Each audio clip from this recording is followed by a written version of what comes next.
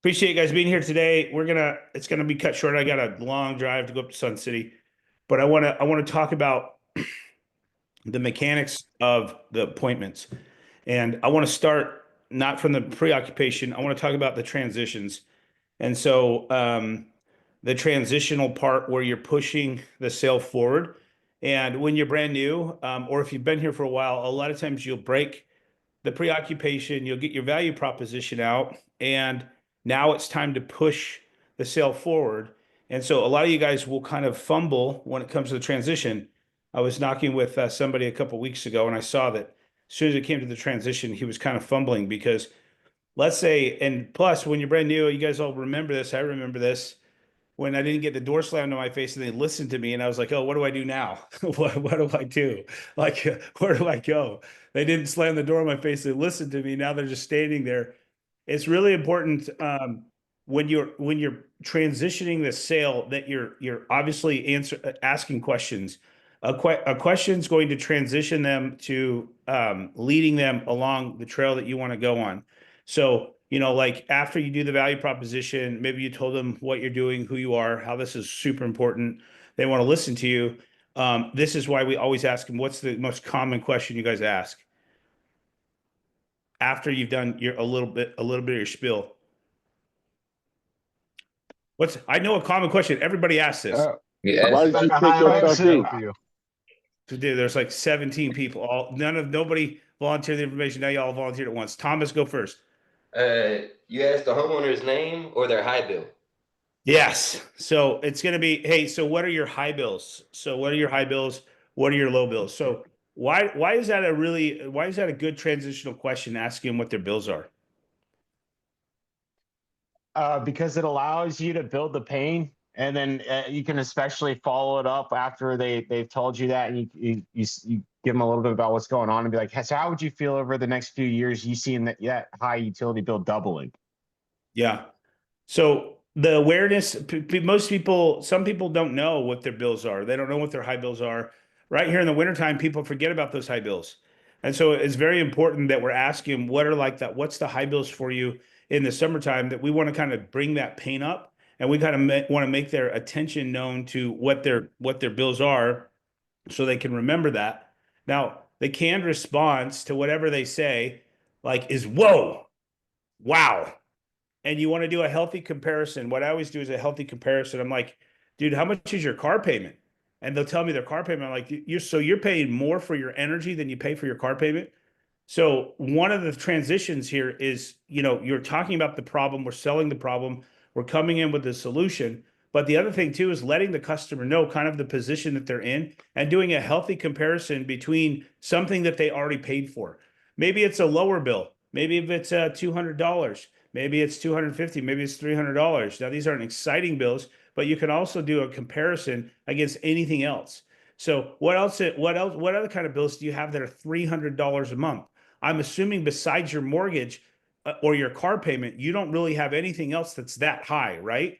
And so asking them questions like this will really bring their attention to the painful position that they're in. Listen, they're in a relationship with a utility company that they can't get out of, and they're also being able to pay these massive utility bills, and most people resign themselves. And so we kind of want to dig up that pain a little bit. The reason why you ask for what are your high bills is because now this is the position that you want them to talk and you want to give them feedback. Now, depending on their feedback, whether or not the response to like the comparison, like whenever someone says like have a $350, $400 high bill, I'm like, wow, dude, that is so expensive. Like, what's your car payment? And they'll be like, well, my car payment is $300 a month. So you're telling me you're paying more money for your electricity than you do for your car payment? Now imagine yourself in the customer's shoes, what that looks like. So now you're doing a comparison, and everything's relative. So now you're comparing it against your car payment. And so like, great, we have great news for you here. We're not here to take any more money from you. We're here to have a drastic reduction to that. So now what we want to do is keep pushing the sale forward. The transitions, anytime you ask a question, a transition is always going to come with a question, right? And the reason why I love any sort of a question with a transition is because it's going to guide their attention. Like, I'm going to ask you guys, what would a pink elephant look like? What would a pink elephant look like right now if it was in your room? what would that look like? So like, if you guys were paying attention, what did you think about A pink elephant. in your room? Years. Years, In your man. Cramps, taking up the Huge. entire space. So you were thinking about a pink elephant. You should have thought about a pink elephant in your room. Chilling in my bed. And the way Yep. that you Take- the way that the better the question, the better the quality of the questions, the better you're going to guide their attention and the better you're going to guide them. So like, obviously this is one thing we want to figure out what their bills are going to be when they want to do a healthy comparison. We also want to let them know kind of the painful position that they're in so we can push the sale forward. Sometimes people will be like, yeah, it is what it is. Like, yeah, but when you start doing these healthy comparisons, it's going to guide and direct their attention. So we want to figure out what these bills are. And we also want some feedback. We want them talking. Another good question is like, how long have you guys lived here? Like, this is a very good question to be able to push the sale forward. It's going to give us some facts, going to give us some information so that we can continue to know what strategy that we need to employ to be able to get these people interested. If you do that, it's like, how long have you guys lived here? Well, we lived here for this long. Awesome. And have you noticed or have you seen these utility bills going up over that same period of time? This is also a transitional question. We did the value proposition. We're asking them and we're moving the sale forward by asking these specific questions so that we can guide and direct the customer's attention. If you're going to be able to do this, like what we want to do is we want to make healthy comparisons. You want to bring up the pain and you want to transition them closer to the sale.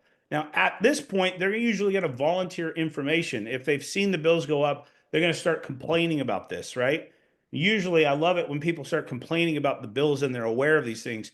The challenging part is when people don't understand or don't look at it, they've resigned themselves, and they're not going to be in the same position as the customer that's very aware of this and sees this going up. Now, here's how you gauge what next step to do. If they're complaining and they're aware of the pain, what do we know about this customer immediately if they're aware of this? That they're looking for some sort of solution. Yes, that they're aware of the pain, they don't like the pain, they're complaining about the pain, and we need to transition out. So how would you feel knowing that now you have a flat, predictable bill that's significantly less, and now you know what your bills are going to be for the next 25 years? Would that put you in a better position or a worse position than where you're currently at? And they're going to say, well, it's going to put me in a better position. Like, absolutely, that's what we're trying to do. I'm not here to sell you today. What we want to do is we want to run this interview report and we want to see if you guys are going to qualify. I can't make any promises here, but this is what we're going to do. Now, the first thing what we need is we're going to need this. We're going to need the utility bill. Do you guys get that online, or do you guys get that, or do you guys get that or do you guys get a paper statement? At this point, now what we're doing is we're pushing the sale forward. Now, here's the other thing. What direction do we go? If they're like, no, I haven't noticed it. Like, what do we have to do at that point? Show them the notices of the rate increases. That's a good one. But if they're indifferent about the utility bill, what direction do we go? Here's the thing. I could base it off the size and the square footage of your home. Okay, good, Jaden. Yes, you could. But if they're not aware that the bills are going up, they don't have any complaints, they're in this position. I should identify, and you're always listening. Good salesman, listen, and you pay attention to people's body language. So if real quick. Dimitri, I can't hear any, you're breaking up. So here's the idea. When you ask questions, now you're listening for the feedback that they're going to give you so you know what direction to take the sale. What I'm going to tell you is not everybody's motivation is to move forward because of the painful position that they're in with the rising utility bills. If they're indifferent, if they're answering, you're like, yeah, it always goes up. Not a real big concern of mine. So we've got to find something else that's going to motivate these people to make a decision to go forward. A lot of times there's three essential benefits with people making a decision to go solar. One is going to be savings. Number two is going to be better quality of life. And number three is going to be certainty, peace of mind, or ownership. Those are all tied into one, right? And so now what we can do is now we can leverage this and we can push the sale forward. But it's very important that you're asking the pointed questions to be able to guide this customer and figure out what the buying tendencies of this customer are. Sometimes Sorry, I didn't mean to cut you off. I just wanted to tell you one thing that I do to dig a little bit further. Like say for instance, they're not like really tripping on the bill. I ask them this question so that way if I know if I need to sell on quality of life or not, I'm like, oh, you guys must watch the thermostat like a hawk then, huh? They're like, oh yeah, we're not using our appliances or anything. I'm like, oh, you guys must be watching the peak times pretty good then, huh? And then they start like bragging about it. So the reason why their bill is low is because they're fucking living in their home, strategically suffering. So that's a good little extra question you could always add in there too. But I didn't mean to cut you off. Sorry. Good. That's exactly the transition. That's a good transitional question, because here's what we know. Like maybe they're not affected by the bill that much, but then they're strategically suffering. So now what do we know about this customer? That they're willing to pay the price, to make a sacrifice to beat a bill. So at this point, you should have the awareness, like, listen, these people are not motivated by saving money. These people are going to be motivated by a better quality of life. And so now what we do is like, and I love that question. Like you probably watch you probably watch the thermostat like a hawk. That's a great question. I'm always like, what do you guys keep the thermostat at? If I don't have this, you can ask Mike's question. I ask, what do you guys keep the thermostat in the summer? And then when they tell me, I'm like, whoa, and I'll make a joke. I'm like, are you guys half reptiles? And I make this joke all the time. Sometimes I've offended a couple of people, but if they're always going to be offended, but then sometimes they'll like laugh it off and they'll be like, yeah. And like I had a guy last night that I sold yesterday, very low bills. It was one of Thomas's deals. Dude, they keep the thermostat at 85 degrees. So I could tell the wife hated it. The guy was just like, he was like, dude, super conservative, wanted to save money, but they're willing to strategically suffer. And so once you figure this out, we know this about this customer. These customers are willing to make sacrifices to beat the bill. And if you know this, like, dude, we're not asking you to make any sacrifice with solar decisions. So immediately it clicks in my brain, like these people really need and want solar, whether they realize it or not. And now it's up to me to build the value. So now, like, let's go this other direction. So now, like, hey, so what do you guys keep the thermostat at? Oh, I keep it at 80 degrees. I'm like, whoa, dude, are you, that's real comfortable for reptiles. It's usually not comfortable for human beings. Did you know what the ideal sleeping temperature is? And they'll be like, no. I'm like, what do you guys keep in the thermostat at night? They'll be like, 7, we'll lower it down to 78. And I'm like, dude, that's miserable. I imagine you've acclimated over a very long period of time and it might not bother you right now. But if you could put the thermostat at whatever temperature you want, what would you put it at? Sometimes you'll get the people that will be like, oh, well, I'll put it down at 74 or 73. The guy yesterday was like, I'll put it down at, the guy that keeps his house at 85 degrees. He's like, I'll put it down at 77, which is still miserable temperature, dude. But like, we know this about these people. If they're going to volunteer that information, we know which direction we're going to go. We're going to show you a way where you can put that thermostat at whatever temperature you want, and you're not going to have to pay the piper. You're not going to have to get penalized for these utility bills. Now, what we want to do is we want to keep circling back to this, and we want to see a response given from us for the customer. Here's where your listening skills really come into play. It's about listening, understanding the strategy, and being able to pivot and be able to go along that direction. So we want to be able to go along that direction. Sometimes, let's say they are strategically suffering and they don't think it's that big of a deal, and they're not volunteering that they would put it any lower, or they're comfortable. Then what I do is I ask them a trap question. I'm like, when was the last time in the summer that you stayed at a hotel? And they'll be like, well, I stayed at a hotel probably last summer. And I'm like, okay, and when you went in there, what did you put the thermostat at? This is how I get them. Like, oh, I put it all the way down. I put it all the way down. I put it at like 60 something, 65 degrees. Then you got them. You just trapped them by what they just said. And now what we know is we need to expound, and we need to continue to amplify the ability to have the thermostat at where they want and be able to live their life comfortable. And I'm going to bring some awareness. I'm like, okay, so let me just understand this. Like when you go to a hotel, you're putting the thermostat wherever you want. Do you think that's because you're not paying the utility bill? And so do you see yourself, if you could have that ability to do that, do you think this would put you in a better position or a worse position to be able to put the thermostat at wherever you wanted? Now, at this point, they're going to say, well, I think I would be in a better position, or I'd be in a worse position. This is a closed-ended question. Now what we know is we've got this information, and we need to be able to continue to circle back. So I don't know if you're going to qualify, and we always go back and we always do pullbacks.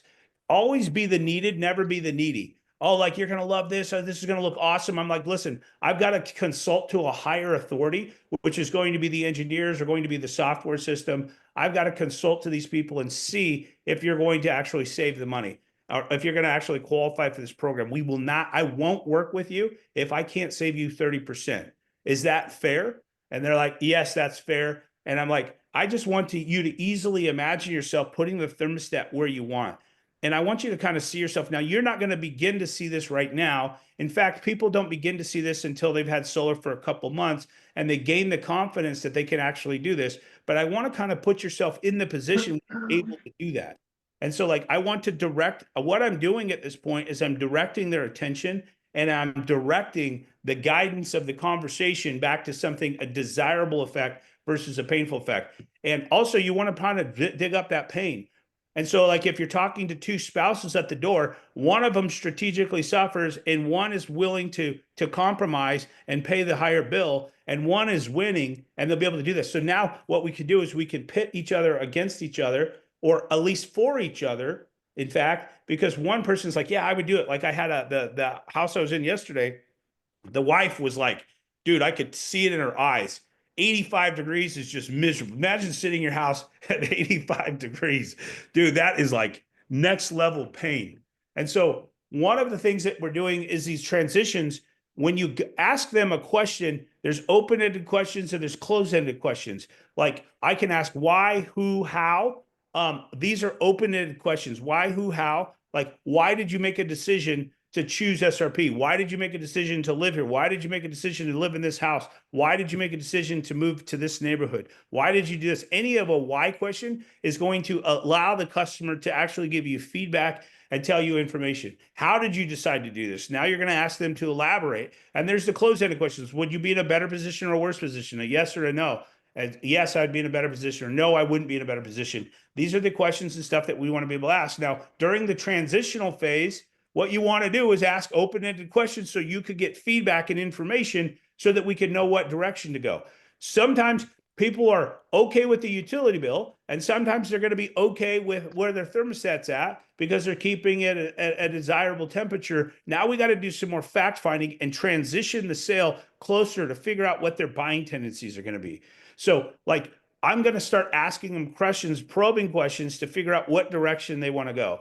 So if you guys had an opportunity to drastically reduce your bill and have absolute certainty in the future with knowing what these bills are going to look like, would you be in a better position or a worse position? They'll be like, I'd be in a better position. Well, here's how you can ask an open question. Why would you be in a better position knowing what your bills are going to be for the foreseeable future? Get them to answer. This is when you stop talking and you do active listening. You actively listen. So now you're actively listening to what their response is, and they're going to give you a bunch of feedback. And now you're going to leverage and use that in the rest of the sale. You told me that you wanted to do this because of this. You told me that you wanted this because of this. You told me you wanted this because of this. And this is what we're able to do for you if you qualify. I don't know if you qualify. I know you're going to cry and you're going to be upset if you don't qualify because you're going to be really sad because I know you're really excited right now. But this is what we're going to do. So now immediately we're transitioning out. Now, here's the other thing. Setting appointments, you guys all know when you set a good appointment. What's a good appointment? A good appointment is open dialogue where you're discussing things with the customer and you see that they're curious or they're interested in the value proposition that we're doing. It's not a one size fits all. It's a one size fits one.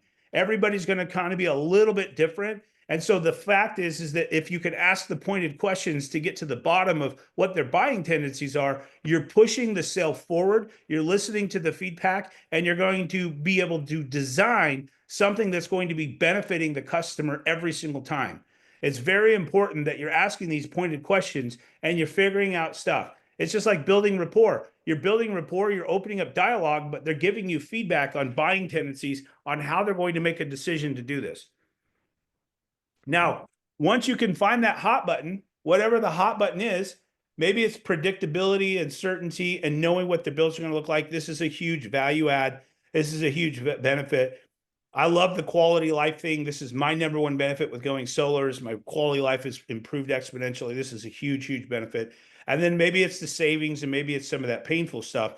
Now, what we want to do is we're not just done with this and we're not pushing the sale forward. We're asking them pointed questions, why, who, and how, and we're getting them to answer what these questions are and what they mean to the customer. Now, after you know what their meanings are and you know what their buying tendencies are, you're always pushing the sale forward and you're bringing it up throughout the sale, and you're reverting back to that once you find their number one hot button or their number one buying tendency. Does this make sense to you guys? Think of your own self. If somebody, it's like the transitional phase, the transitional questions and figuring out where your customer's at is probably the most important part of the sale. The problem with most salespeople is they don't listen. We talk a lot. I'm super guilty of this. I just want to talk. The skills, my skills have improved exponentially since I've been able to sit back and listen. Now, here's the other thing. We want to bring up objections because everybody has set a sale that you had no objections. You're like, this is too easy. And guess what? They never came and sat with you because there was an undercover objection. A lot of times people will give you an objection. An objection is a great way to transition out of the objection, answer the objection, give them the fuel for the objection, and then transition out. Now, a lot of times during this point, people are going to give you some sort of objection. Maybe you got your value proposition out. They didn't slam the door, and now they start giving you objections. So I have already told you the way to overcome any objection is to restate and reframe. So what I hear you telling me is that you had a friend that went solar that had a really bad experience, and so you're probably risk adverse because your friend told you not to do it, right? So your biggest concern is that you get stuck with the solar system that's not going to do what we say it's going to do, and it's going to put you in a worse position. Is that what you're saying to me? Okay, awesome. Well, here's the good news. I'm going to run the report. If I don't save you X amount, if I don't save you 20% or 30%, I don't come back. In fact, I will not work with you if I can't do that for you. I won't work with you. It's a policy that we don't come back to your house if we can't save you this. So that should give you a little bit of a space, knowing and understanding that we don't come back. Now, there's a human error. Obviously, humans could lie. And so what we find is, I believe if everybody knew how this works, everybody would do this, but everybody's going to be risk adverse because you have a human element. So I'm not going to ask you to trust me now. I'm going to ask you to trust the math. And let me tell you how easy this is. What you're looking at is you're looking at bills. If you were to go to the gas station, rather than $3 a gallon of gas, you were to pay $1.50, would you save money or would you spend money? You'd save money, right? So all we're asking, if you qualify, all we're asking is that you pay that $1.50 gallon of gas, so that $2 gallon of gas, rather than $3 gallon of gas. If you qualify, we send this back to the engineers and we run the report. So if I came back and I showed you a way that we reduced your bill by 50%, would you be in a better position or a worse position? I'd be in a better position. Okay, awesome. So all we need to do is make sure that we qualify you and make sure that this house is going to qualify for the program. And I guarantee that you'll be super excited because now you'll be able to use as much energy you want. Maybe that's their buying tendency. You're going to be saving tens of thousands of dollars over that same period of time, or you're now going to have a flat, predictable bill that you know what's going to be. That's going to give you absolute certainty for the rest of the 25 years. So here's the guiding conversation and listening to the feedback and designing whatever design that you're going to design for these people. I don't see a lot of new people on here, but when you're new, we just want to tell them all this stuff without listening to them and be able to guide their conversation back. And so here's the thing is, some of you guys, especially when you're brand new, you just go off a script or you go off what you've been learning. And I'm going to ask you to pause and take a step back and actually actively listen to the customers. Every salesperson on the planet could do better by actively listening and listening to what the customer is saying to you, identify with empathy, and then come up with a solution after you've identified.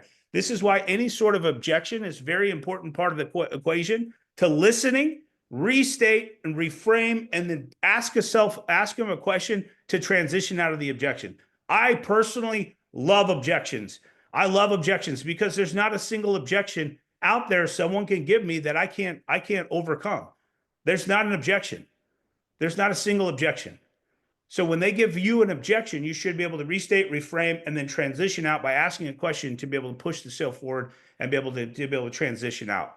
So the better the question, the better the quality of the question. And I'm going to blast out a bunch of questions, transitional questions that you guys can ask these people. Some of you guys are really good at breaking preoccupation and you're really good at the first initial onslaught, but then you struggle when you transition out. Because a lot of times, like myself, when I first started doing this, the people wouldn't slam the door and I was like, okay, shit, what do I do now? And I'm just like fumbling. I'm like, how long have you lived here? Oh, cool. Like, oh, I like that bike in the yard. Like, I wouldn't know what to do, and I would be buying myself some time. Now, the more intentional you can be about asking these specific questions to push the sale forward, the better transitions you're going to have to building value. And by the way, if you're struggling and you don't know what direction to do, then you immediately ask a question. It's not up to you to tell them anything. It's up for them to tell you, and then you give them the feedback on why they should do this and why this is a benefit for them. And so as we transition out and all of the deadlines and all of these things and stuff and by the way, solar's always transitioning out. If you look, I've been in solar a long time, dude. Solar's always transitioning out. Right now, we're not going to have the PW3. We're going to have some other battery. The battery's not out yet. And so we're just kind of like floundering right now. And it's up to us to be able to adapt very easily and effortlessly and find the values that we're being able to give people and then be able to get their feedback to figure out which direction that we want to go. I'm going to send you guys a bunch of questions, transitional questions to push the sale forward. I can also send you guys some tie down questions and some open-ended questions and some close-ended questions so that you guys could have a much easier transition to get what you want and have what you want. So we're done today. It's 30 minutes. I got to be able to go. Hey, wait, real quick. I wanted to say something real fast. First off, fire ass training. Thank you, Luke. Second off, one thing you guys can do too is you don't always have to tell someone that, you're going to save them 30 or 50%. You could just be like, hey, one of our main requirements is if we can't put you in a better situation financially and save you like tens of thousands of dollars over the course of you doing this, like we actually can't even work with you. So you don't have to corner yourself in. I learned this in the car business. You don't want to give like specific prices, like when you're setting an appointment over the phone, because when they come in, they're going to be expecting that, right? And you're showing them that they're saving fucking $8 on their electricity bill. Like that's not like, to me, I'm like that, like 30%. Like I want fucking half my electric bill saved. You know what I mean? But if you sit there and you're like, hey, if we can't put you in a better situation financially, you're selling on the fact that they got whole home backup. You're selling on the fact that they got energy independence and they're paying less. Yeah, it's $15 less, and you're actually able to save money on this. Wow, lucky you. So that way you're just not cornering yourself in and you're not cornering Luke in. That way we can make money, because at the end of the day, we don't get paid. Like we get paid to serve people, but we are also not here to work for free, you guys. Like we need to be paid for our time, and we don't need to sell it the cheapest people. Just because you think it's expensive doesn't mean other people think it's expensive. You can't sell from your own pocket. So a lot of times and I know this is different, but when I was in the car business and they fucking send me out there with like $8,000 down, $650 a month, I was like, holy fuck, like I can't afford that. Like these customers aren't gonna be able to afford. They're gonna think it's way higher. You know what I mean? It's way higher. They told me that they had $2,000 down and they wanted to be at 400. So I come in with a different number. I can't sell from my pocket. I got to sell from their pocket. Is you just shift your thinking. So don't corner yourself in, and let's make this a fucking great day. Love you guys. And just case in point, I did corner myself in. I set an appointment on Saturday and it was a fight with this guy. Like he'd been through a bunch of solar presentations and I thought that I would be able to save him 30%. It's a self-gen. I'll do whatever it takes to be able to get this. And I told him, he's like, listen, and I told him 30% like an idiot. Like I told him 30%. Well, when I ran the report, dude, I tried and I tried and I tried. I could not save this guy 30% unless I wanted to walk away with like $10 a kilowatt. So I followed up with a text with him. I'm like, hey, man, I didn't get you the full 30%. I got you close to it. I'd like to still be able to meet with you. And he's like, yeah, I'm not interested. It was a hard set. But if I would have said like, hey, listen, I'll save you 20%. Or if I would have said something like that, I would have been able to go back there and I would have been able to sell that guy. But because I did corner myself in with the 30% margins, and I said year one too, I get ahead of myself. I get all excited sometimes. And a lot of times with the south-facing roof, I can do that. I did corner myself in and I'd lost the set. The guy just refused to sit with me. Hey, you guys gotta Matt, like, so what he says, he got trigger happy a little bit. That happens to all of us. We get excited and then we start getting thirsty, commission breath. And so what happens is you got to imagine you have like a revolver and you got like 5 fucking bullets in that thing, right? You can't just fucking go out there, just bang, bang, bang, bang, shoot all your fucking bullets in the first fucking 10 seconds and you got no ammo. You got to kill them slowly, 1 bullet at a time. So be smart with them. He's giving you fucking ammunition right now. This is all fire. He's about to send you a bunch of fucking questions and shit like that, tie downs, one liners, whatever it is. Don't go out there and just fucking blow your load all quick, 2-pump chump. You know what I mean? So That's right. Killing them and then softly, baby. yeah, kill them softly. And then also too, yeah, you don't need to say a percent. It's in my script too, 30 to 50%, but I'm gonna take that out. Hey, one of our main requirements is if we can't put you in a better situation financially and save you like tens of thousands of dollars, like we're not coming back. Like no one does this to save pennies. You know, switch it out so that way you're not like only selling on the savings. You know what I mean? So, anyways, and then if you can save them 30%, great, and you're able to save 30%, that's like another ammo. All right, that's like, you know, you make them feel special. Like everyone goes solar at $0 down, but I make people feel like they're special, and that we typically charge people anywhere from $500 to $1,500 down to go solar. But since you guys are getting the process started today, I don't even ask them if I'm like, since you guys are getting the process started today, we're just going to exempt you from that. Even though everyone gets it, you still make them feel like they're special, and that's where salesmanship comes into play. So, anyways, that's my little 2 cents. It's fire, man. I love you guys. Let's finish the week strong. I know it's raining out here. It's not going to rain all day. We still have the opportunity to be able to go set some customers. If you're going to not go work when it's raining, go back through your list of people that did not sit and call them, text them, say, listen, hey, there's a deadline coming up right now. We wanted to give you guys one more opportunity, be able to set some appointments, be resourceful with your time so that you guys can still be transitioning and making money despite what the weather does. Love you guys. Have a great day. I have a script that I'm gonna send in the chat. I'll send it in the True Power chat. And then also too, the next training that we do, I would like to do what Eric Klein does. Eric Klein does this thing that's called Do Deals Live, where he like they'll sell it live, but I'll follow up with customers right in front of you guys, and I'll show you how to fucking reschedule an appointment like a savage. But I'll send you the script ahead of time, but have that shit memorized. So next Tuesday when I do training, we can have some people participating and not just me. So I'll send it in there right now. It's a badass follow-up script. It doesn't give any information really either. You're not coordinating yourself in. So hey, I got a quick question, Luke. I think I heard you say we don't have the batteries anymore, but like we have the batteries, we just don't get paid the extra 10 cents on it. Is that right? Yeah, you do. You can do light reach, and then you lose the 30% the domestic content because the Powerwall is no longer applicable. So I'm going to kind of tell you what I've been doing. I sold a deal last night with the Powerwall with light reach. This deal's not going to, I know it's going to get flagged, but I prepped the customer that we're going to have to redo the paperwork. The production numbers were way off because it showed that he had trees on there. So I prepped him, knowing him. Like any deal that I sell that's going to have a Powerwall, I'm going to transition out. We're going to do a change order, and I'll do the Solar Edge battery in place of the Powerwall. And what I'll do is I'll lower their bill by $5 or $10, and it should be an easy transition. But if you're in there, still sell like you're selling, we will transition, sell the deal, and then we can figure out the back end of things, the strategy to be able to do it. The other thing is I always leave it open-ended. When I know that I'm going to have to come back, I know there's going to be additional paperwork. Like I'm going to set the frame so that I can do that. Like the guy yesterday, I was like, hey, he's like, all the trees were removed. And I was like, my production numbers were 24% off. So what I did is I was like, hey, listen, we're going to have to revamp this. We're going to have you sign new agreements. The monthly is going to go down a little bit because of the facts is that we didn't have the production numbers off. So just want to let you guys know, we will have to come back and be able to do that, but you will save a little bit of money. The other thing with the new battery, it's going to be $48 to $55 versus the $60, the flat rate from Powerwall. And so it's a little bit cheaper than what the Powerwall is going to be anyways. So just prep yourself for that. You can still sell the Powerwall. It's just that it's not going to look nearly as attractive as what it's been looking because we're going to get the reduced price per watt. Got it. But this is also going to be a good listen. Anything that happens to us, like you know, I'm not going to lie to you guys. I get a little bit bunched up. I get in a fearful state, but then I'm asking myself, well, what's the benefit? How can I? What's like the silver lining in this? And so the other thing with having two options for batteries is we can always option close people. I option close people with batteries. So like yesterday, the deal that I did last night, they were paying way more.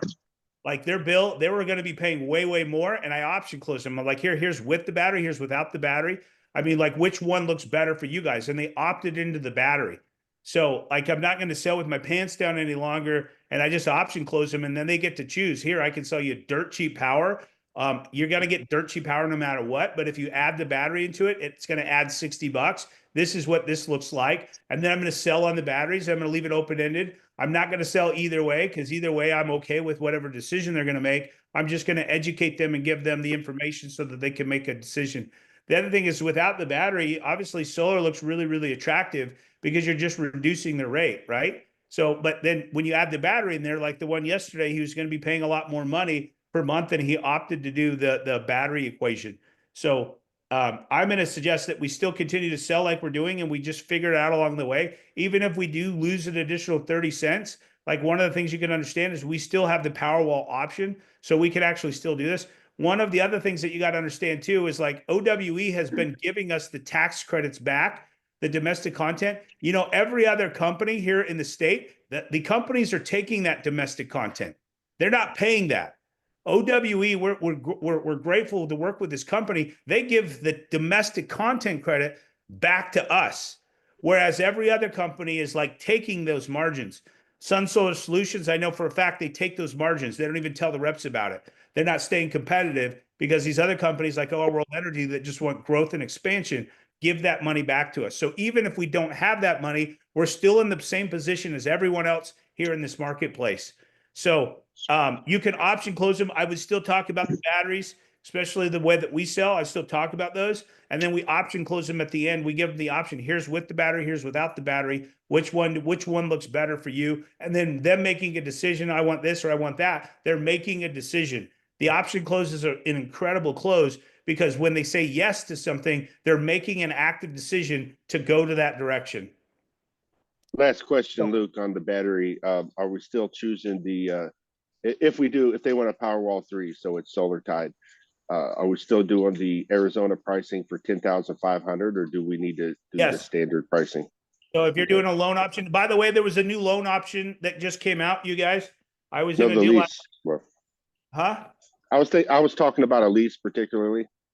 I know, but I want to educate you guys kind of on, there's a new option on there. And I'll tell you what, it's called Ethos. It's a 30-year, 7.5, no dealer fee. And it looks actually really, really attractive.